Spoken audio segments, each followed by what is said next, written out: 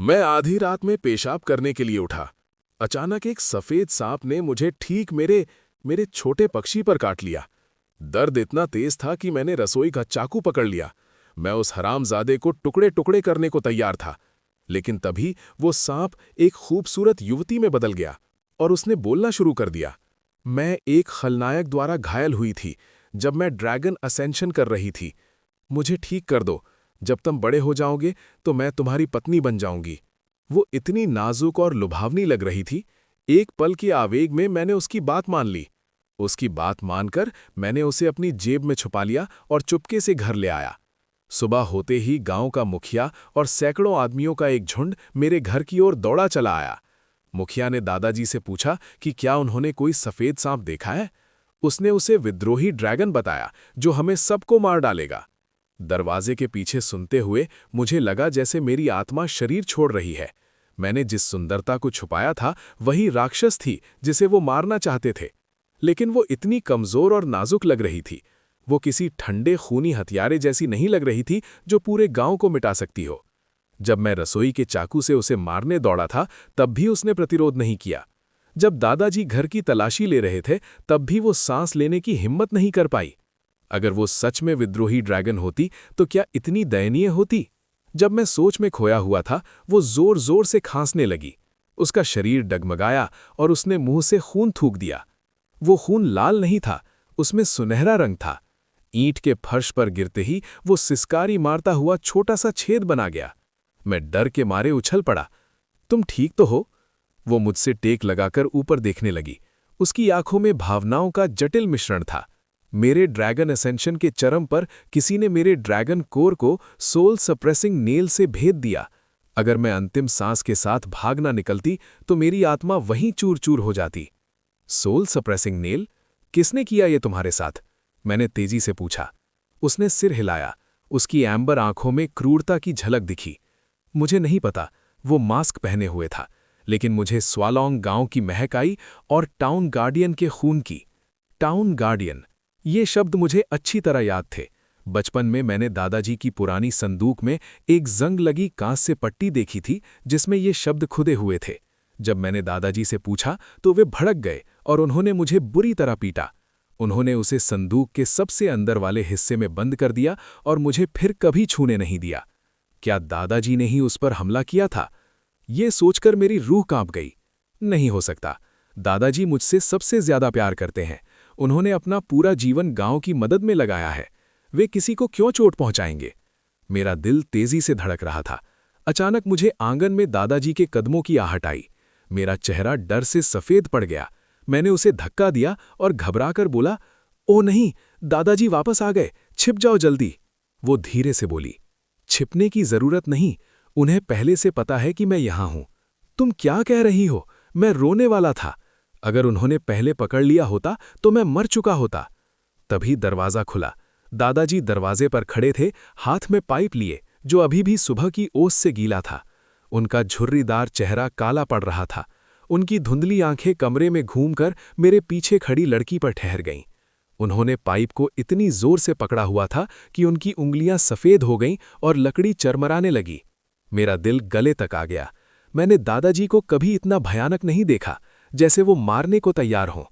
कमरा मौत की तरह शांत था। मैं हर सांस सुन सकता था। मेरी पीठ पसीने से तर थी। मैं उसके सामने कांप रहा था, लेकिन 1 इंच भी नहीं हटा। जैसे ही मैं सोच रहा था कि वे अब अपनी पीचवुड तलवार निकालकर वार करेंगे, उन्होंने अचानक नजरें फेर लीं और थकान भरी गहरी सांस छोड़ी। वो सांस ऐसी थी जैसे उन्होंने जीवन भर जो पहाड़ ढोया था वो आखिरकार उन्हें कुचल रहा हो। गुडेन, तुम्हें पता भी है कि तुमने कैसी मुसीबत मोल ले ली है? मैंने कठिनाई से थूक निगला, आवाज कांप रही थी। दादाजी, वो बुरी नहीं है, वो घायल है। दादाजी मुझ पर चिल्लाए। क्या तुम्हें पता है वो क्या है?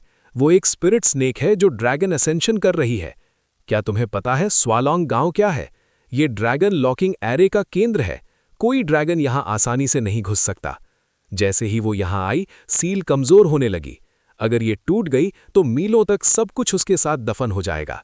मैं जड़ होकर रह गया और पीछे मुड़कर उस लड़की को देखा।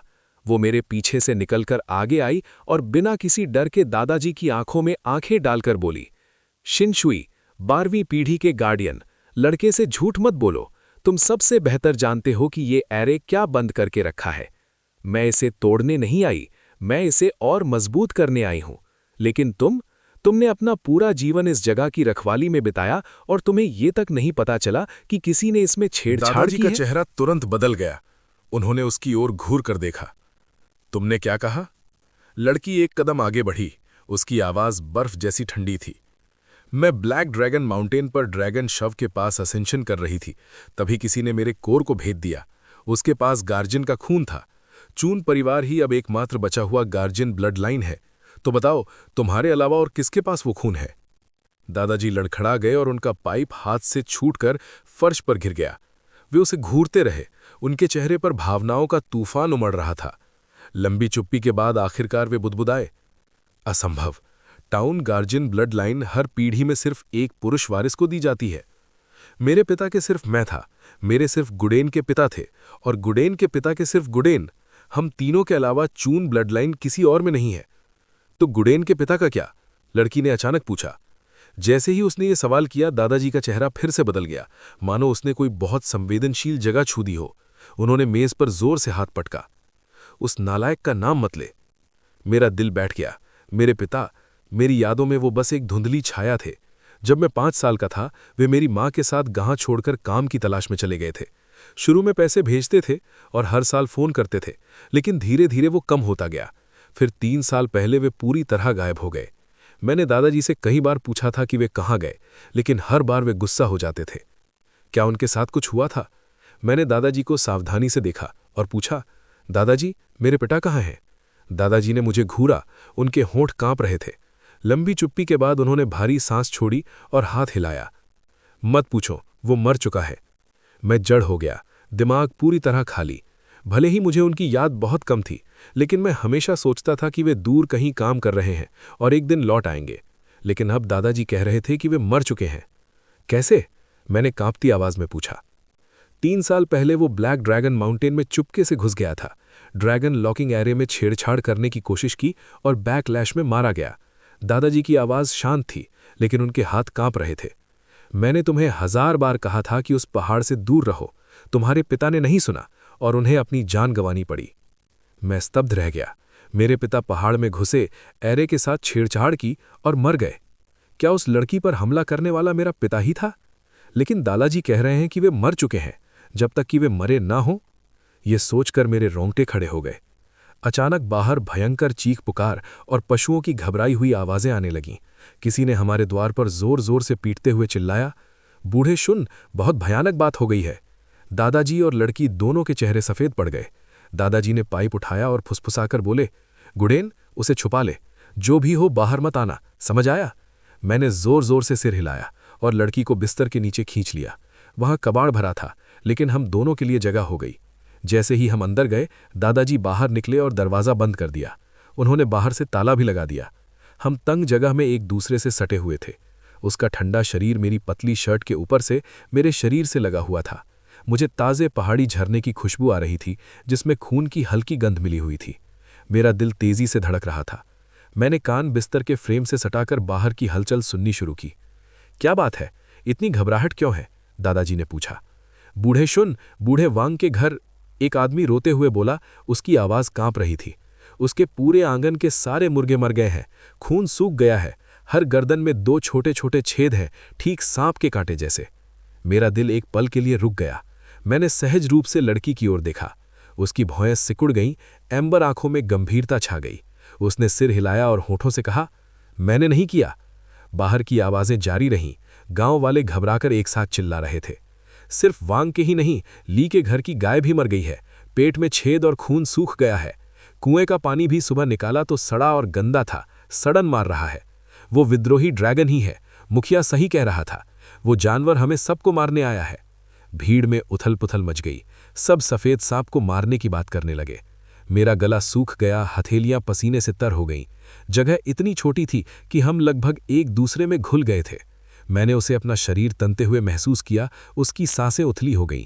उसने मेरे कान के पास मुंह लगाकर फुसफुसाया, नहीं, सील ढीली हो रही है। ब्लैक ड्रैगन की बुरी ऊर्जा बाहर निकल रही है। मैं पूछ पाता कि इसका क्या मतलब है, तभी मुखिया की तेज आवाज पूरे आंगन में गूंज गई। बूढ़े सुन, तुमने सुना? वो जानवर पशुओं को मार रहा है। सच बताओ, वो सांप तुम्हारे घर में है ना? उसे सौंप दो ताकि हम उसे मारकर गांव बचा सकें। अगर तुम उसे बचाते रहे तो हम सबको मौत के मुंह में ढकेल रहे हैं। दादाजी गरजे, मैंने अपना पूरा जीवन इस गांव की रक्षा में लगाया है। मैं कभी ऐसी चीज छुपाऊंगा जो गांव को नुकसान पहुंचाए? यहां कोई सफेद सांप नहीं है, बेबुनियाद आरोप मत लगाओ। ऐसा है क्या? मुखिया ने व्यंग से कहा। जब हम पहले आए थे तो तुम अपने पोते के कमरे में बहुत देर तक रहे। कौन कह सकता है कि तुमने उसे छुपाया नहीं? बेवकूफ मत बना चून। क्या एक जानवर की जान पूरे गांव की जान से ज्यादा है? मैंने कहा ना यहां कुछ नहीं है। दादाजी की आवाज अटल थी। अगर यकीन नहीं तो फिर से तलाशी लो, लेकिन मैं वेकावनी देता हूं, अगर कुछ नहीं मिला तो तुम्हें मेरे परिवार और मेरे पोते से औपचारिक माफी मांगनी पड़ेगी। बाहर सन्नाटा छा गया। बिस्तर के नीचे मेरा दिल सीने से बाहर निकलने को था। मैंने लड़की का हाथ कसकर पकड़ लिया। उसका हाथ ठंडा था लेकिन मजबूत। उसने भी मेरा हाथ दबाया और हल्के से मेरी उंगलियों पर थपकी दी, जैसे मुझे ढाढ़स बंधा रही हो। बहुत देर बाद मुखिया की आवाज फिर आई, जिसमें छिपी हुई दुर्भावना साफ झलक रही थी। ठीक है बूढ़े सुन, हम तुम पर एक आखिरी बार भरोसा करते हैं, लेकिन याद रखना, अगर आगे कुछ भी हुआ, चाहे वो सफेद सांप तुम्हारे घर में हो या ना हो, हम तुम्हारे परिवार को जिम्मेदार ठहराएंगे।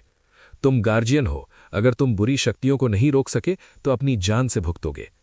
भीड़ गालियां बकती हुई चली गई। हमने राहत की सांस ली और बिस्तर के नीचे से बाहर निकले। मैं पसीने से तर था, टांगे इतनी कमजोर कि खड़ा भी नहीं हो पा रहा था। मैं बिस्तर पर बैठ गया और हांफते हुए बोला, ब्लैक, ये जे क्या है? ये सील क्या है? कृपया मुझे सब कुछ बताओ। वो खिड़की के पास गई और गांव को देखने लगी। लंबी चुप्पी के बाद उसने मुड़कर धीरे धीरे बोलना शुरू किया। उसने मुझे स्वलोंग गांव के बारे में वो कहानी सुनाई जो मैंने पहले कभी नहीं सुनी थी। पता चला कि हमारा गांव पहाड़ों में बसा कोई साधारण गांव नहीं था।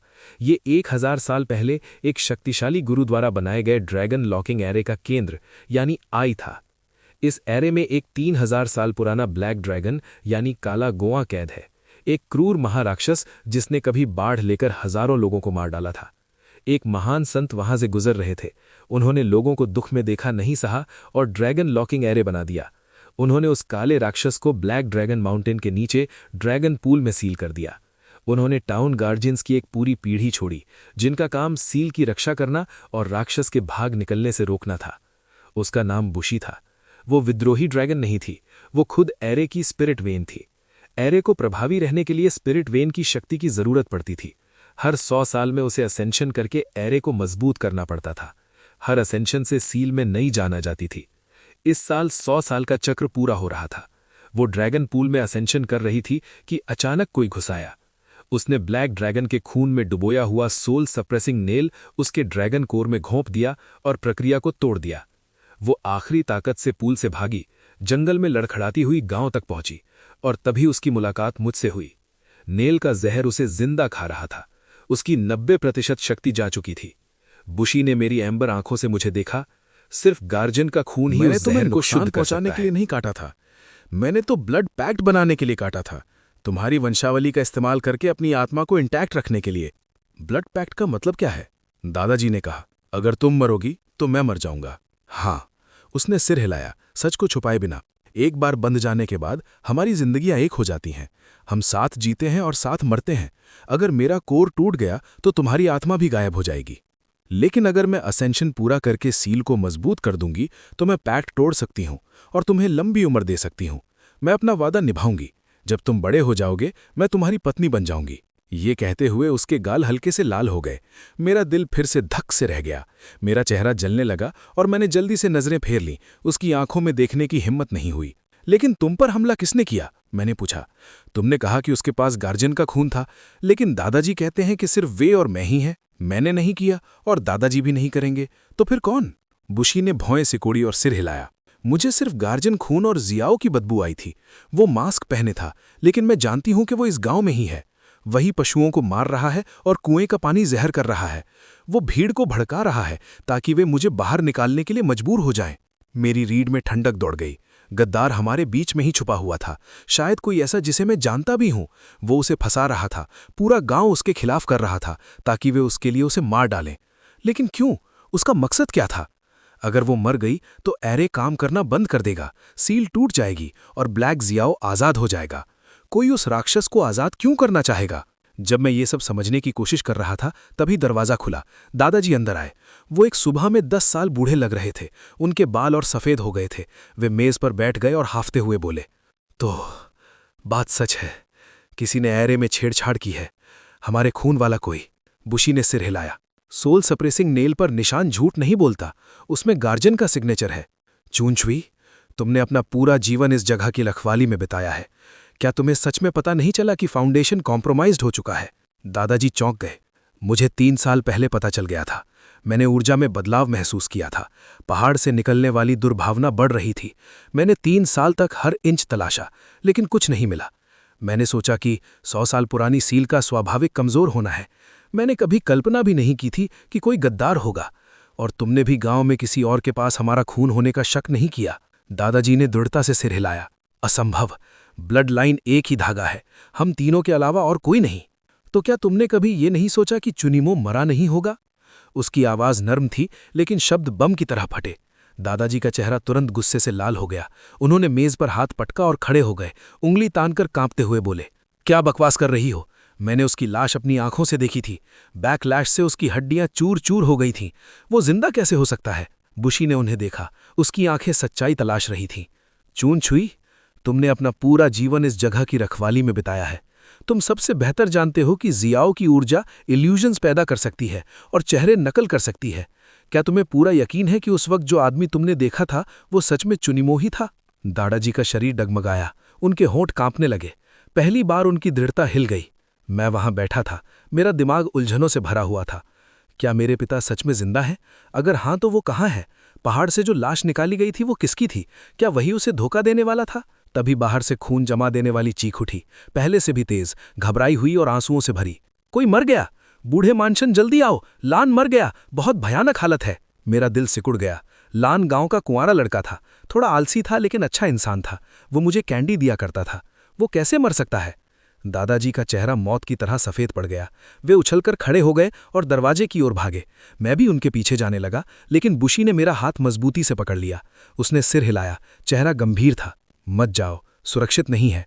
वो शख्स बाहर इंतजार कर रहा है कि हम बाहर निकलें। मैं रुक गया और खिड़की से देखने लगा। जल्द ही पूरा गांव भयानक उथल पुथल में था। रोने, चीखने और गालियां देने की आवाज़ें एक साथ गूंज रही थीं।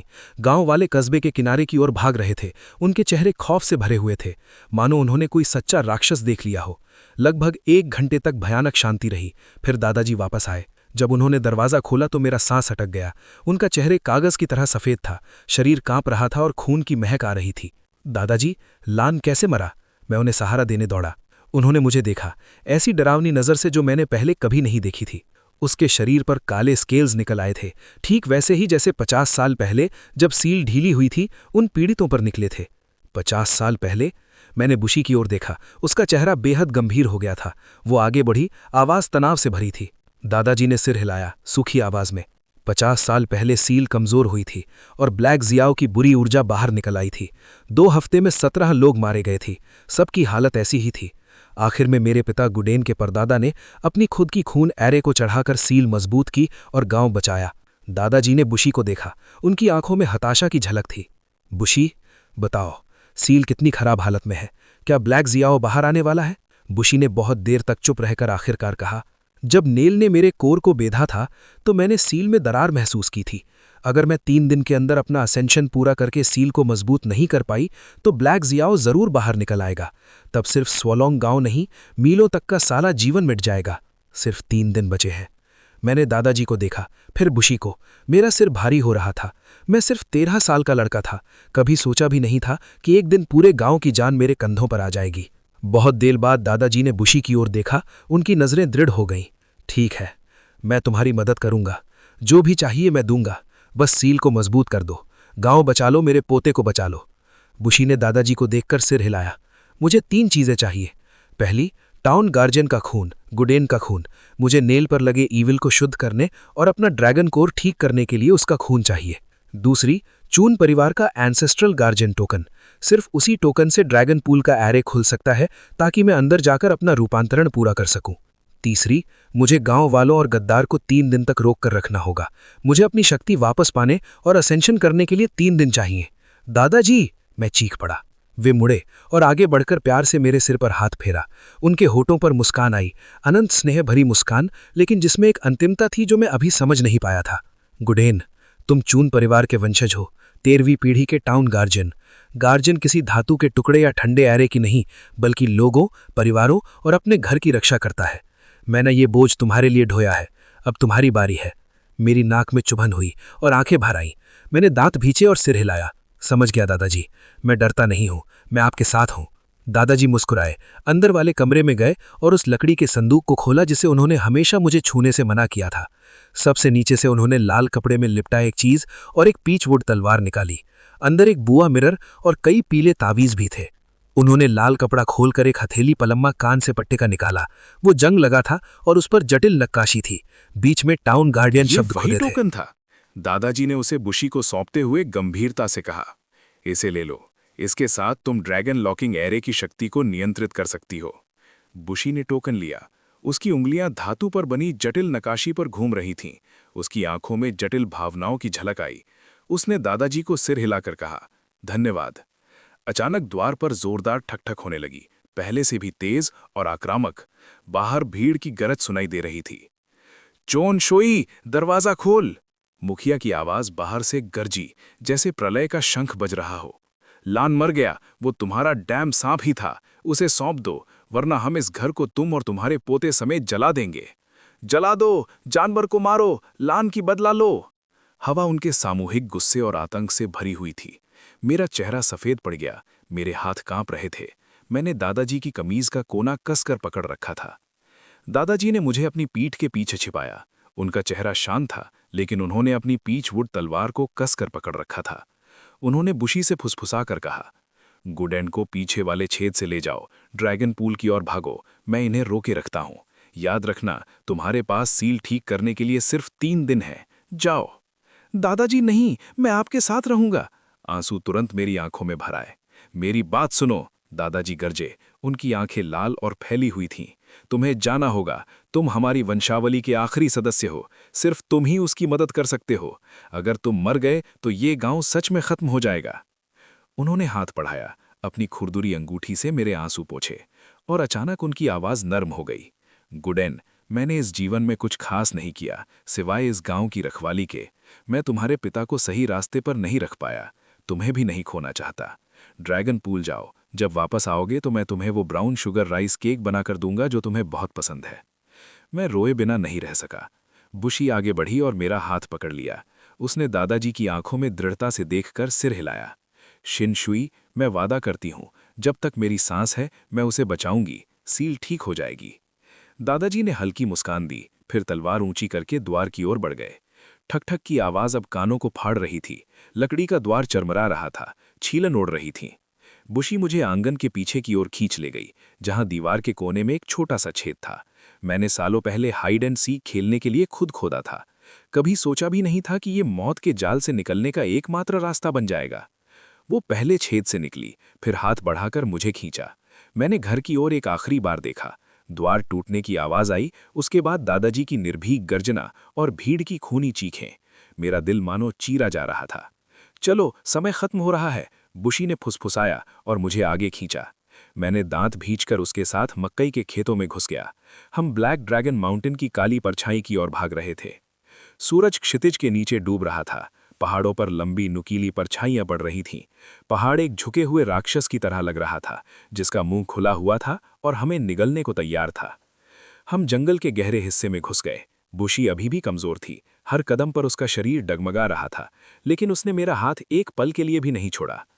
पहाड़ी रास्ते खड़े और कांटों से भरे थे। मेरी पैंट फट गई थी और हाथों पर घने झाड़ियों से खून बह रहा था। मुझे दर्द महसूस नहीं हो रहा था, सिर्फ दादाजी के आखिरी शब्द और गुस्साई भीड़ की गूंज सुनाई दे रही थी। 1 घंटे बाद पूरी तरह अंधेरा छा गया। पहाड़ी रात इतनी घनी थी कि अपना हाथ भी नहीं दिख रहा था।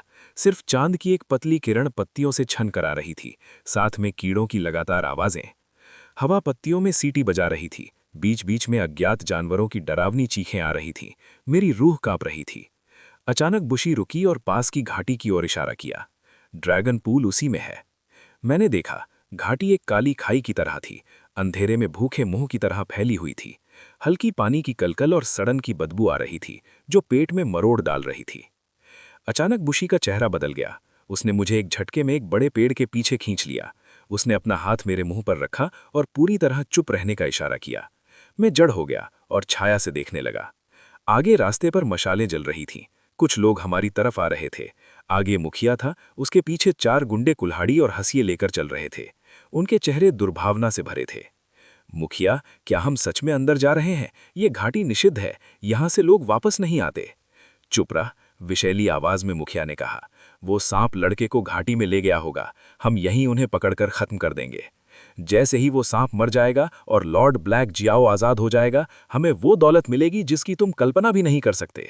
Lord black Xiao. बुशी और मैंने अंधेरे में एक दूसरे को हैरानी से देखा। गद्दार कोई साधारण गांव वाला नहीं था, खुद मुखिया था। वो राक्षस को आजाद करना चाहता था। लेकिन मुखिया, अगर ब्लैक जियाओ हमें भी खा गया तो? एक गुंडा कांपते हुए बोला। बेवकूफ, मुखिया ने उसे लात मारते हुए कहा। मेरे पूर्वज उसी की सेवा करते थे। लॉर्ड ब्लैक जियाओ ने मुझे अमर होने का वादा किया है। अगर मैं सील तोड़ दूं, मैं इस गांव का राजा बनूंगा और कोई मुझे कभी तुच्छ नहीं समझेगा। मेरी रीढ़ में ठंड दौड़ गई। दादाजी सही कह रहे थे। मुखिया जियाओ के दासों का वंशज है जो इस मौके का इंतजार कर रहा था। लेकिन बुशी ने जो गार्डियन ब्लड की बात की थी, मुखिया चून परिवार का नहीं है। उसके पास वो खून कैसे हो सकता है? तभी मुखिया ने फिर कहा, उसकी आवाज में गर्व और बीमार संतोष था। मैंने सब कुछ प्लान किया था। 3 साल पहले मैंने चून शुई के बेकार बेटे को पहाड़ में फंसाया, उसका खून निकाला और नेल बना दिए। गार्डियन का खून ही उस सांप की स्पिरिट वेन को भेद सकता है। इसी से मैंने एक ही वार में उसका कोर तोड़ दिया। मेरा दिमाग बिल्कुल खाली हो गया, जैसे बिजली गिर गई हो। मेरे पिता एरे के बैकलैश से नहीं मरे, मुखिया ने मार डाला। उसने मेरे पिता का खून इस्तेमाल करके नेल बनाए, इसलिए वो हमारी परिवार की महक थी। मेरी नसों में गुस्सा उबलने लगा। मैं कांप रहा था। मेरी मुट्ठियां इतनी कसी हुई थीं कि नाखून से खून निकल रहा था। मुझे गुस्से से सांस लेना मुश्किल हो रहा था। बुशी में मेरा हाथ कसकर दबाया और चुपचाप सिर हिलाया, लापरवाही न करने का इशारा। मैंने दांत भींचकर दर्द सहते हुए छिपे रहकर सुनता रहा। लेकिन मुखिया, क्या हम उसे सच में हरा सकते हैं? वो स्पिरिट स्नेक है, ड्रैगन बनने वाली। एक गुंडा ने फुसफुसाया। डरने की क्या बात है? मुखिया ने व्यंग किया। मैंने उसका कोर तोड़ दिया है, अब वो बिना दांतों का बाघ है। एक हास्यास्पद मजाक। मेरे पास लॉर्ड जियाओ की ब्लैक स्पिरिट ब्लेड है और भी नेल है। एक और वार से उसकी आत्मा हमेशा के लिए नष्ट हो जाएगी। मुखिया और उसके गुंडे मशाले उठाकर घाटी के अंदर चले गए। जब उनकी परछाइयां गायब हो गईं और रोशनी दूर चली गई, तब बुशी ने मेरा मुंह छोड़ा। मैं खुद को रोक नहीं पाया। आंसू बहते हुए मैंने फुसफुसाया, उसने मेरे पिता को मार डाला, मैं उसे मार डालूंगा। मुझे पता है तुम उससे नफरत करते हो, लेकिन उसके पास नेल और वो श्रापित ब्लेड है। हमें लापरवाही नहीं करनी चाहिए। अगर हम अभी बाहर गए तो बदला नहीं लेंगे, सिर्फ अपनी जान गंवा देंगे। हमें ड्रैगन पूल जाना है। एक बार मैं अपनी शक्ति वापस पाकर असेंशन कर लूंगी तो मुखिया और ब्लैक जियाओ को खुद संभाल लूंगी। मैंने दांत भींचकर सिर हिलाया। वो सही कह रही थी। मैं सिर्फ 13 साल का लड़का था, 5 बड़े आदमियों से नहीं लड़ सकता था। मुझे इंतजार करना होगा जब तक वो ठीक न हो जाए, ताकि पिता की मौत का बदला ले सकूं और गांव बचा सकूं। चलो ड्रैगन पूल चलते हैं। बुशी ने मेरा हाथ पकड़कर सावधानी से आगे बढ़ाया। घाटी पूरी तरह काली थी, जंगल के बाहर से की भी तुलना ज्यादा में अंधेरा। सड़ांध और भी असहनीय हो गई थी, जिससे मेरा सिर चकरा रहा था। मुझे पानी की हल्की गर्जना और कम गरजती हुई आवाज सुनाई दे रही थी। वो आवाज गहराई से आ रही थी, जिससे जमीन हिल रही थी। वो ब्लैक जियाओ था। उसे पता था कि हम यहाँ हैं। आधे घंटे बाद हम घाटी के केंद्र में पहुंच गए। हमारे सामने एक विशाल काला तालाब था। वो बहुत बड़ा था। पानी स्याही की तरह काला और अपारदर्शी था, जो सारी रोशनी निगल रहा था। चारों ओर की चट्टानों पर ड्रैगन लॉकिंग एरे की जटिल टूटी हुई रेखाएं बनी थीं, जो बदबूदार गंदगी से सनी हुई थीं।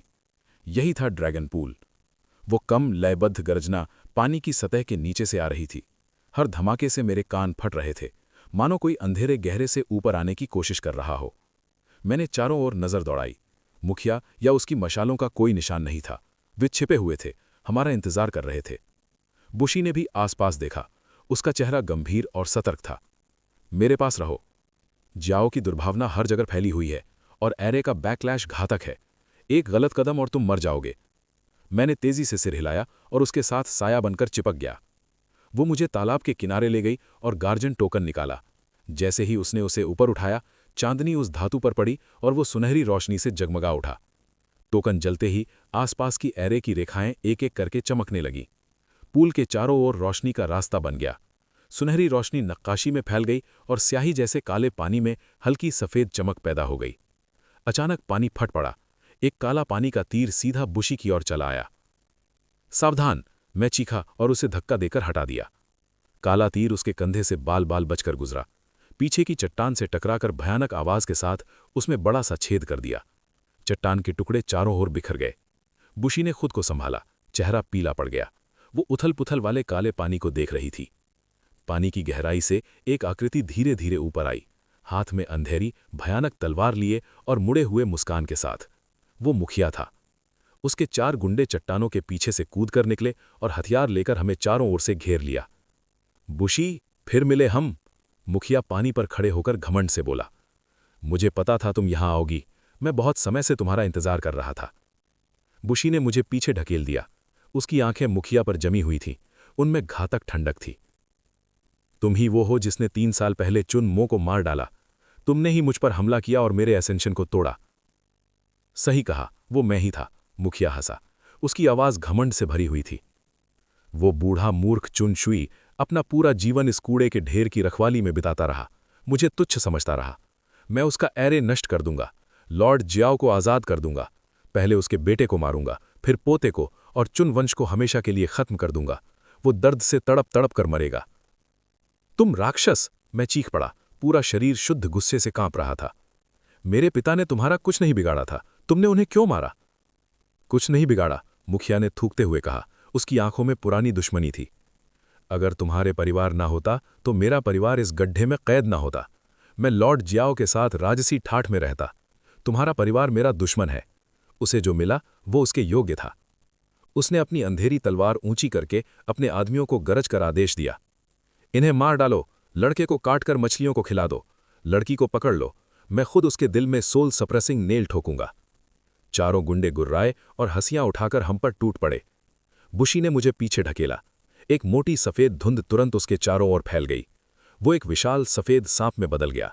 उसके स्केल्स चांदनी में ठंडे स्टील की तरह चमक रहे थे। उसकी अंबर आंखों में गुस्सा जल रहा था। एक जोरदार धमाके से उसने अपनी पूंछ जमीन पर मारी। चट्टानें उड़ गईं। गुंडे डर के मारे इधर उधर भागे, लेकिन एक थोड़ा धीमा था। पूंछ ने उसे पकड़कर चट्टान से दे मारा। वो तुरंत चुप हो गया। बाकी 3 के चेहरे सफेद पड़ गए। वे भागने लगे। तभी मुखिया ने हमला किया। वो पानी से कूद कर आया और अपनी अंधेरी तलवार सांप के महत्वपूर्ण स्थान पर चला दी। तलवार में बुरी खूनी ऊर्जा दौड़ रही थी। वो स्पष्ट रूप से बहुत शक्तिशाली श्रापित हथियार था। बुशी ने अपना विशाल शरीर मोड़कर वार को अपनी साइड पर ले लिया। आवाज लोहे पर हथौड़े की तरह गूंजी। चिंगारियां उड़ी। तलवार उसके स्केल्स में धंस गई। वो दर्द से फुफकारी। उसका विशाल शरीर वार की ताकत से डगमगाया। उसके बर्फ जैसे सफेद स्केल्स पर गहरा घाव हो गया। काला चिकना ऊर्जा घाव में रिसने लगा। तुम्हारा कोर टूट चुका है बुशी, तुम में 10% शक्ति भी नहीं बची, मुखिया हंसा। उसने दूसरा काला सोल सप्रेसिंग नेल निकाला। आज मैं तुम्हारी आत्मा को हमेशा के लिए नष्ट कर दूंगा। वो आगे झपटा। नेल सीधा उसके सिर की ओर ले जा रहा था। मैंने सोचा नहीं, बस प्रतिक्रिया की। मैंने अपनी उंगली मुंह में डाली और जोर से काट ली। खून बहने लगा। मुझे याद आया उसने क्या कहा था, मेरा खून शुद्ध युवा गार्जन खून है। ये ईविल को पवित्र कर सकता है और एरे को एक्टिवेट कर सकता है। मैंने अपने खून वाली उंगली जमीन पर बनी पुरानी नक्काशी पर रखी। जैसे ही मेरा खून पत्थर को छुआ, पूरा ड्रैगन पूल अंधकारमयी सुनहरी रोशनी से फट पड़ा। सुनहरी किरणें एरे से निकलकर एक विशाल जाल की तरह मुखिया को जकड़ लिया। वो चीखा। रोशनी उसे जला रही थी। उसकी अंधेरी ऊर्जा सफेद धुएं में बदल रही थी। तलवार और नेल जमीन पर गिर गए। असंभव! तुम सिर्फ एक बच्चे हो, तुम महान एरे को कैसे एक्टिवेट कर सकते हो? मुखिया चीखता चिल्लाता रहा, लेकिन सुनहरी रोशनी और कसती गई। उसकी हड्डियां चूर चूर हो रही थीं। मैं हैरानी से देख रहा था कि ड्रैगन पूल का पानी अचानक विशाल लहरों में उठने लगा। बुशी सुनहरी सफेद रोशनी में लिपटकर पूल के केंद्र में तैर गई। उसका सांप वाला रूप बदलने लगा। उसके सिर पर मूंगा जैसे सींग निकले, शरीर पर नुकीले पंजे उगाए और स्केल्स सुनहरी चमकदार हो गए। उसका विशाल शरीर और बड़ा हो गया। ऊपर काले बादल छा गए, बिजली और गरज के साथ। बैंगनी बिजली पूल पर गिरी, पूरी घाटी हिल गई। स्वर्गीय विपत्ति शुरू हो गई थी। बुशी ड्रैगन में रूपांतरित हो रही थी। उसने एक गरिमामय गर्जना की जो पूरी घाटी में गूंज गई। उसकी दिव्य शक्ति ने आसपास की सारी बुरी ऊर्जा को तुरंत नष्ट कर दिया। सुनहरी जाल में फंसा मुखिया वो गर्जना सुनकर मौत की तरह सफेद पड़ गया। नहीं, असंभव। वो हकलाया, वो अभी भी एसेंशन कैसे कर सकती है? Lord Xiao,